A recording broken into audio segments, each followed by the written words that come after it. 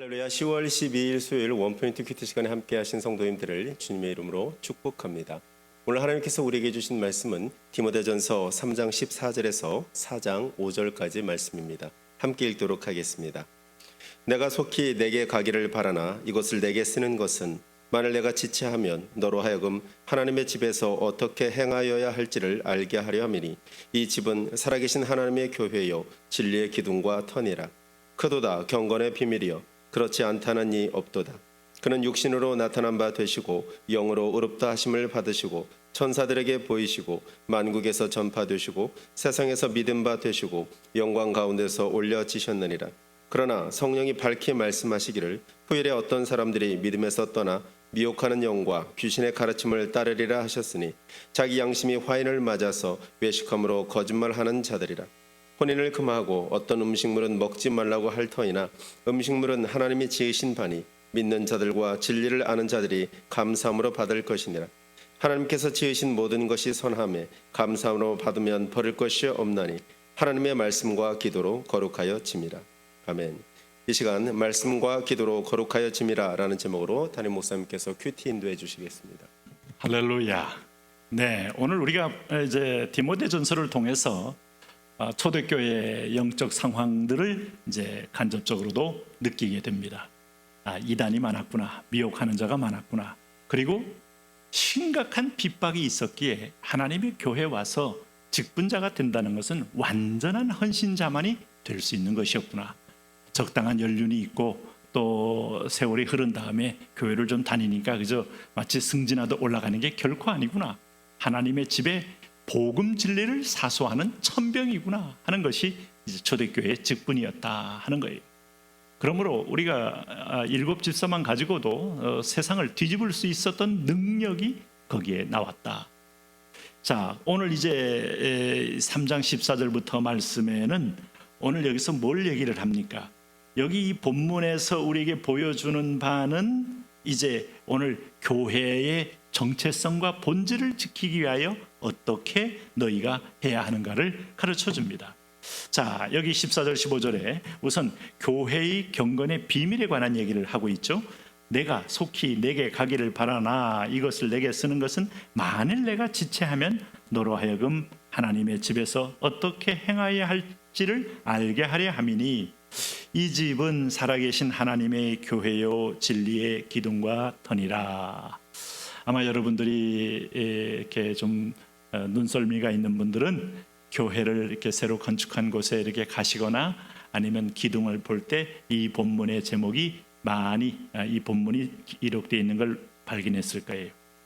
이 집은 살아계신 하나님의 교회요 진리의 기둥과 터니라.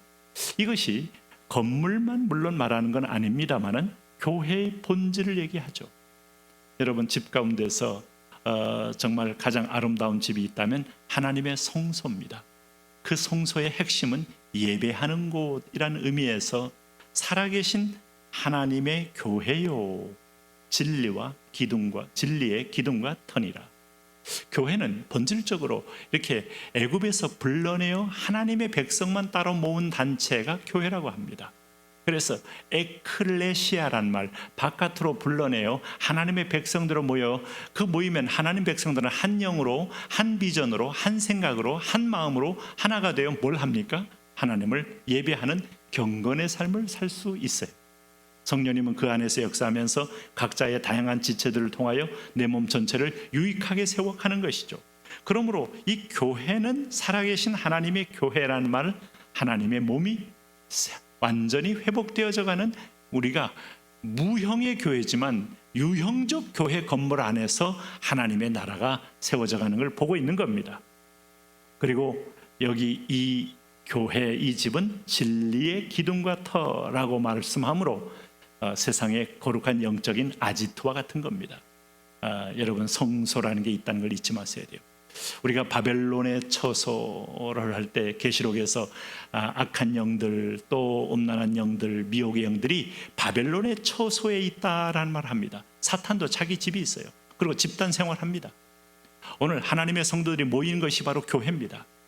자, 마귀는 흩트는 자요 하나님은 모으는 자입니다. 이것이 바로 교회이기 때문입니다. 교회를 흩트는 자는 사단입니다. 교회를 모으는 자는 예수 그리스도가 머리 되셔서 양떼를 모으듯이 한 목자장이 우리를 끌어가십니다.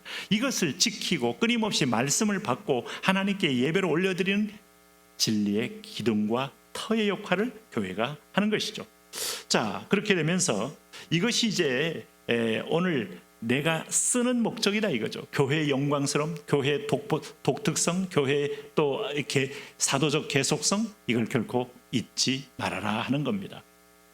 그래서 공산당은 본질적으로 교회를 싫어합니다. 교회를 다 김일성이가 집권하면서 목사장로 처형시켜버리고 교회를 다 폐쇄하고 그러고 나서 성경책을 다 없애버리고 그리고 신자들은 전부 다 저 탄광 쪽으로 유배를 보내버리고 그리고 그 자리에 김일성이가 마치 하나님인 자리를 대신하여 들어갔잖아요. 이게 사탄이 들어간 것과 똑같습니다. 그 영은 사탄적인 거예요. 그럴 때 오늘 여기 16절에 크도다 경건의 비밀이요 그렇지 않다 하느니 없도다. 그는 육신으로 나타난 바 되시고 영으로 의롭다 하심을 받으시고 천사들에게 보이시고 만국에서 전파되시고 세상에서 믿음 받으시고 영광 가운데서 올려지셨느니라. 누구를 가리킵니까? 교회의 머리 대신 예수 그리스도를 가리키는 겁니다. 교회는 그리스도의 머리로 모든 지체가 모여있는 공동체이기 때문에 그리스도 없는 교회는 교회가 아닙니다. 자, 그리스도를 선지자로 격화시키면 교회가 될 수 없어요. 세상에 하나의 어떤 도를 믿는 친목단체가 돼요. 교주를 중심으로 한. 교주는 여러 명 있을지라도 구원주는 오직 한 분 예수밖에 없는 이유는 여기에 있어요. 그래서 사람이 주인된 교주는 여러분 그 죽음과 함께 멸망에 이르게 됩니다. 그러나 그리스도는 죽으시고 부활하심으로 하나님과 우리 사이에 화목제물로 죽으셨기에 그의 이름을 부르면 하나님 영원한 하나님과 대화할 수 있어요. 마호메트 사람입니다. 여러분 몰몬 다 여러분 오늘 허탄한 사단에 미혹된 광명의 천사가 나타나서 미혹한 겁니다. 오늘 이 복음 외에 또 다른 복음이 존재할 수 없어요. 그리스도 예수 그리스도의 복음보다 권위 있는 복음이 있습니까? 그것이야말로 바로 이단의 본질이에요. 이걸 분별하셔야 돼요. 오늘 하나님의 교회, 하나님의 교회, 하나님의 교회인데 이름은 얼마나 좋지만 하나님의 교회가 예수가 봤었어요. 하나님의 교회 아닙니다. 그들만의 이름으로 고유명사를 또 보통명사를 고유명사로 바꾼 거짓된 자들의 모임일 뿐이에요. 그 6월절에는 그리스도인데 그 6월절이 바로 여러분 그 하나님의 교회 같은 경우에 그렇게 곳곳마다 집을 사는 이유는 그게 피난처라는 거 아니겠어요? 안상홍 구원주가 재림할 때 마지막에 피난처에 여기 모인 사람들만 산다는 거 아니겠어요? 얼마나 헛되고 미혹됩니까? 피난처는 예수 그리스도 품입니다. 거의 교회 건물이 아니에요. 오늘 그런 면에서 여기 교회 이것이 경건의 비밀을 우리에게 주는 겁니다. 그리고 오늘 여기 이걸 분별하기 위해서 4장 1절에서 5절까지의 오늘 우리에게 거짓된 가르침과 바른 교훈을 왜 어떻게 분별해야 하는지를 분명히 가르쳐주고 있죠. 그러나 성령이 밝히 말씀하시기를 후일에 어떤 사람들이 믿음에서 떠나 미혹하는 영과 귀신의 가르침을 따르리라 하셨으니 미혹하는 영, 귀신의 가르침. 자, 미혹하는 영이 뭘로 미혹합니까? 말씀으로 미혹합니다. 자, 고린도전서에서 사탄은 오늘 믿는 자에게 말씀을 듣지 못하게 하기 위해서 미혹한다 그랬어요. 말씀 시간에 졸게합니다. 말씀 시간에 주워가지고 끄적거리면서 공허한 생각으로 가득 채웁니다. 아니면 말씀 전하는 사람의 약점을 자꾸 크게 보여지게 함으로써 본질적으로 말씀을 들을 수 없게 만듭니다. 그래서 말씀을 안 들으면 여러분 충전되지 않는 전기기구와 똑같습니다. 아무런 능력을 발휘할 수 없어요. 기억하십시오. 여기 서 있는 제가 말씀을 받아야 합니다. 여러분 오늘 이 방송을 보고 있는 모든 성도들이 말씀을 받으셔야 합니다. 말씀은 하나님의 권능이고 믿는 자 속에 역사하는 소위 듀나미스입니다. 능력입니다. 그것으로 경건하고 그것으로 우리가 진리를 분별하고 그것으로 주의 뜻대로 살 힘이 나옵니다. 그런 의미에서 보면 후일에 말씀을 왜곡함으로 진리에 일탈케 하더라 이거죠. 미혹하는 영이 있어요. 귀신의 가르침이 있어요. 얼마나 무섭습니까? 거기에 그리스도가 주인이신가를 보십시오. 구약에서 계시록까지 이어지는 성경의 놀라운 하나님 말씀의 언약적 일관성인가 또 살펴보십시오. 우리가 성경을 거울로 보고 있는 자, 본보기로 보고 있는 사람들에게 이 말씀이 무식하면 가짜 말씀에 속습니다. 그리고 오늘 여기 2절에 뭐라고 말했습니까? 오늘 이 거짓 미혹하는 자가 어떻게 합니까? 자기 양심이 화인 맞아서 외식함으로 거짓말한다 그랬어요. 그러니까 이건 뭐 여러분 정치인들만 하는 게 아니에요. 오늘 이단 교주들이 얼마나 평생 동안 거짓말을 우려먹다가 마침내 마각이 드러납니다. 근데 미혹이 심하면 거짓말이 드러났어도 거기에 빠져나올 수 없이 늪처럼 붙어있는 사람들이 있어요. 이게 불쌍한 거예요. 그리고 여러분 3절을 보세요. 혼인을 금하고 어떤 음식물은 먹지 말라고 할 터이나 음식물은 하나님이 지으신 바니 믿는 자들과 진리를 아는 자들이 감사함으로 받을 것이니라. 자, 우리가 구약의 위생 상태가 안 돼 있고 의료기술이 발전되지 않아서 하나님이 그들에게 영적 의미를 설명하면서 육적인 물질을 통하여 성속을 구분하면서 부정함과 거룩함을 구분했지만, 여러분 베드로를 통하여 하나님이 완전히 이것은 하나님의 메시지를 통한 표현이었고 그리스도 안에서는 모든 것이 가하다고 선포한 거 아니겠어요? 베드로가 고넬료를 만나기 전에 이방인도 구원받을까 봐 도무지 용납이 안 될 때 하나님은 부정한 음식만 그저 그가 환상 보는 가운데 정오의 점심시간에 보자기에 가득 싸서 베드로 앞에 내려놓고 받아 먹으라고 하지 않았어요? 이게 뭐겠습니까? 구약의 레위기보다 오늘 모든 구약의 이 금령, 법령보다 오늘 진정한 말씀의 의미를 구현하시는 하나님의 지금의 말씀을 들으라는 거죠. 이게 신약입니다. 이게 바울은 이걸 깨닫고 하는 말입니다. 그래서 오늘도 여기 보면 하나님께서 감사함으로 받을 것이다 그랬습니다. 음식은 중립성이에요. 문화도 중립성이에요. 어떻게 사용하느냐에 따라서 그 가치는 드러나게 되는 겁니다. 그러므로 4절 말씀처럼 하나님께서 지으신 모든 것이 선함에 감사함으로 받으면 버릴 것이 없나니.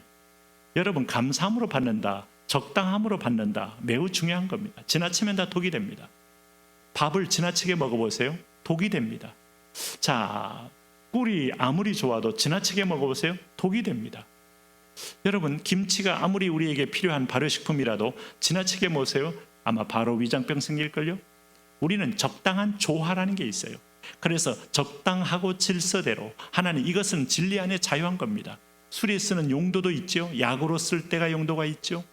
오늘도 모든 것이 하나님이 지은 것인 선함에 감사함으로 받으면 버릴 것이 없을 만큼, 그래서 모든 것이 가하나 가한 것이 아니요, 모든 것이 부정하나 부정한 것이 아니요, 진리 안에서 그리스도의 통치 안에서 진리를 알지니 진리가 너희를 자유함이 있는 거예요. 또 우리는 이단들은요, 율법주의의 한대목에 극히 이걸 가지고 예를 들면 안식일을 절대화시키고 어떤 면에서 보면 뭐 어떤 태도를 절대화시키고 함으로써 자기가 그것을 압제하는 수단으로 이용합니다. 거짓된 겁니다. 주님이 절대화시킨 것은 하나님이 절대적이라는 거예요. 그리고 하나님 안에서 진정한 그리스도의 안의 자유를 찾으라는 겁니다. 그러므로 오늘 이때를 사는 여러분, 말씀과 기도로 거룩해진다는 약속의 말씀 붙들고 성령 안에서 자유하시기를 바랍니다. 하나님, 그런 평안과 자유함으로 승리하게 하여 주옵소서. 예수님 이름으로 기도합니다. 아멘.